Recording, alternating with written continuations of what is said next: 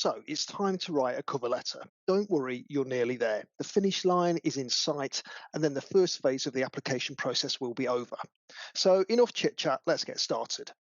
And here to help you with your cover letter, the icing on the cake, the cherry on the top, the pièce de résistance, you guessed it, the one and only NTU employability. When applying for a job, it's all about selling yourself to the potential employer. Your CV is factual. However, your cover letter is where you can, like in the Madonna song, express yourself, your character and personality, as well as your enthusiasm for the organisation and position. It's a fine balance between showing your personality and remaining professional. Your cover letter adds context to your CV and allows you to expand on the skills and experience that you can bring to the role, setting you apart from other candidates. But before you go writing pages and pages, there are a few things that you need to consider. A cover letter should be one page, no longer. The employer doesn't need to know every tiny detail about your experience and skills. Instead, you need to pick the key things that are listed on the job description that show you're right for the role. Unsure where to start?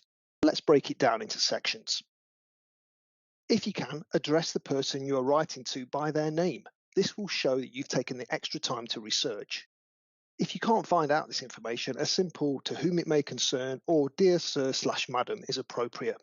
Don't use slang or casual introductions like "hello" or "hey up duck." Now it's time for your first paragraph. This is where you'll introduce yourself and let them know who you are. You want to mention why you're applying for the role and what your motivation is. You can also show your passion for the industry and demonstrate how your values align with theirs. That's why it's very important that you research the company. But don't just repeat everything that's listed on your CV, you'll send the employer to sleep. Instead, focus on a couple of examples of skills or experience you have that align with the role. A top tip here is to use the person specification or job description to pick out a couple of key skills they're looking for. In your last paragraph, you want to tie everything together. Here, you want to thank the employer for their time and offer a call to action. Something like, "I look forward to hearing from you," or "I would appreciate the opportunity to meet with you to discuss X, Y, and Z." Anything that invites action on the employer's part.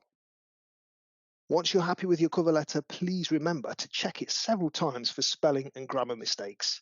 These can damage your credibility, and you don't want to be rejected over a silly spelling error. And that was a whistle-stop tour of cover letters. Easy, right?